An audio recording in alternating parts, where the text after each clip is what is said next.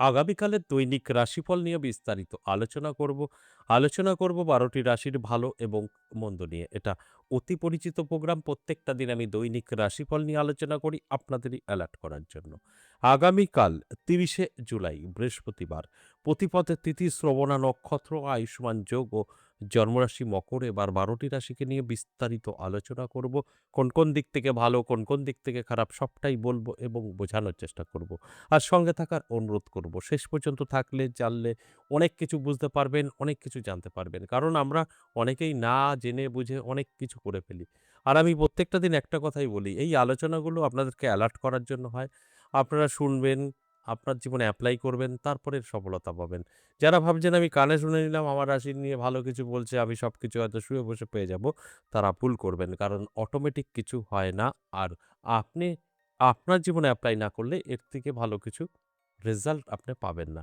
আমি তো আপনাদের ভালো সময় সেটা জানানোর চেষ্টা করি। আগামীকাল আপনার ভালো। এই ভালোটা তো ঘরে শুয়ে বসে থাকলে সেটা আর আপনার জন্য ভালো হবে না।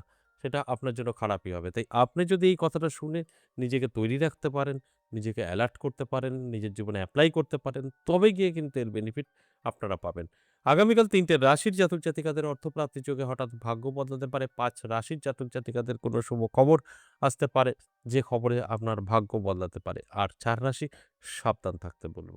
এই যে সাবধান, এই যে প্রাপ্তিযোগ, শুভ খবর, এরা যদি যে রাশির বলব তারা যদি তাদের জীবনে এপ্লাই করতে পারে, যাদের খারাপ বলছি তারা যদি নিজেকে একটু গুটিয়ে রাখতে পারে, সতর্ক থাকতে পারে, তাহলে খারাপ তাদের সাথে ঘটবে না। আর যাদের ভালো বলছি তারা যদি জীবনে এপ্লাই করতে পারে, সুযোগ পেলে গ্রহণ করতে পারে, তাহলে তাদের ভাগ্য বদলাবে। এগুলো শুনে বুঝে নিজের জীবনে এপ্লাই করতে হবে। তারপরে এর বেনিফিট পাওয়া যাবে। শুধু কানে শুনে নিলাম আমার রাশির ভালো আর আমি সবকিছু পেয়ে যাব, ওটা ভুল ধারণা। অবশ্যই আলোচনা শেষ পর্যন্ত শুনলে বা দেখলে জানতে পারবেন আগামীকালের অশুভ সময়, যেটাকে রাহুকাল বলি, শুভ সময় এবং লাকি নাম্বার। এগুলো বেশ কিছু জাতক-জাতিকাদের কাজে আসে। তাই শেষ পর্যন্ত দেখা বা শোনার অনুরোধ রইল। এছাড়াও অনেক কিছু জানার আর বোঝার যদি চেষ্টা করেন তাহলে অবশ্যই সঙ্গে থাকতে হবে। আলোচনা করব, আলোচনা থাকবে। তার আগে আমার সাথে কিভাবে যোগাযোগ করবেন সে বিষয়টা একটু বলি। নমস্কার, জয় মা কামাখ্যা, জয় মা তারা। যারা ভীষণভাবে বিপদে আছেন, বহু জায়গায় গিয়েছেন, কোন রকম রাস্তা আপনি খুঁজে পাননি।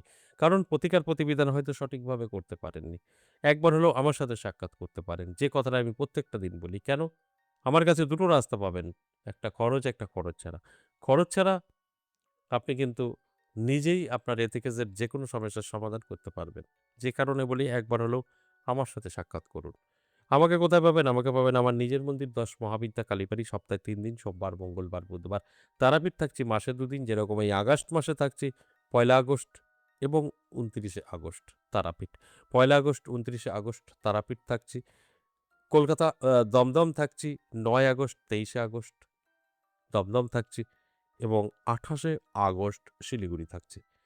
যারা আসতে চাইছেন অবশ্যই আমাদের স্ক্রিনে দেওয়া ফোন নাম্বার, হোয়াটসঅ্যাপ নাম্বার এগুলোকে সেভ করুন, কল করুন, হোয়াটসঅ্যাপ করুন, নামটা লিখে দিন। আর অনেকে আছেন যে বহুদূর থেকে দেখি আমরা আসতে পারবো না, তাদের জন্য অনলাইন চালু আছে।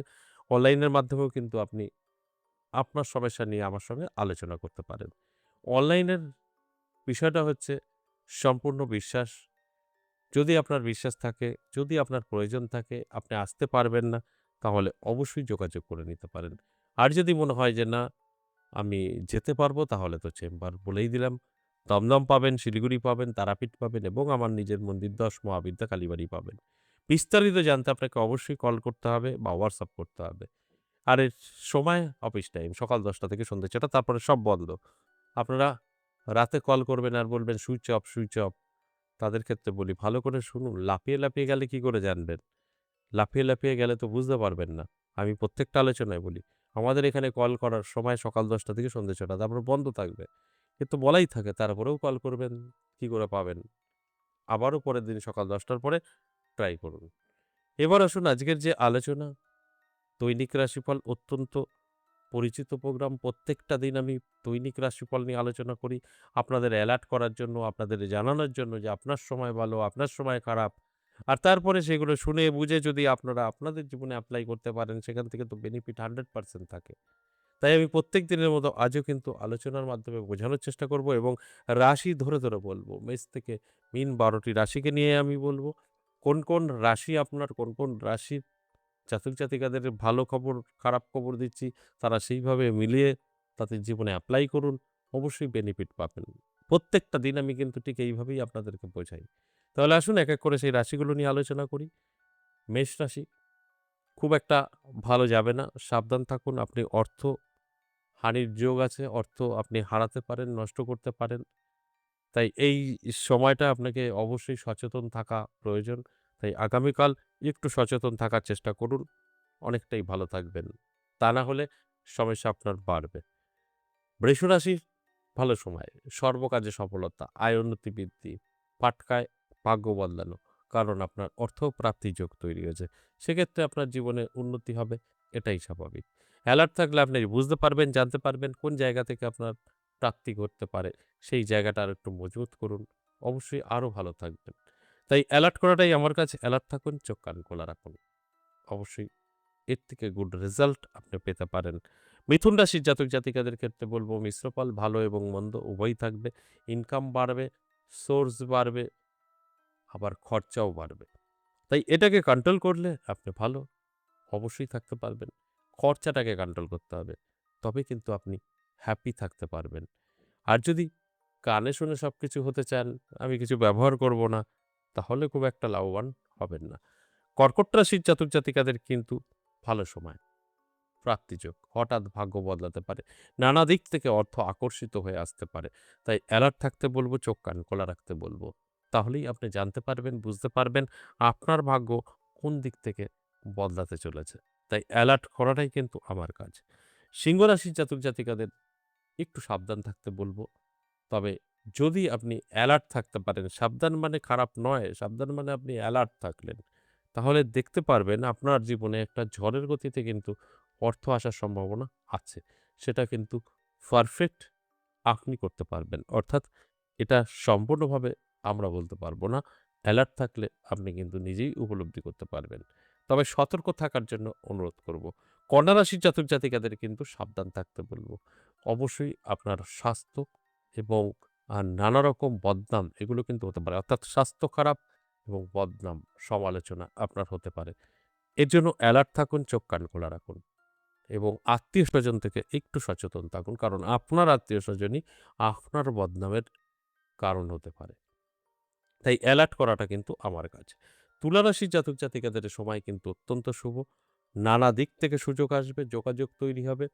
যে যোগাযোগে আপনার জীবনযাত্রা বদলাতে পারে। বেকারত্ব দূর হতে পারে। কর্মে উন্নতি হতে পারে।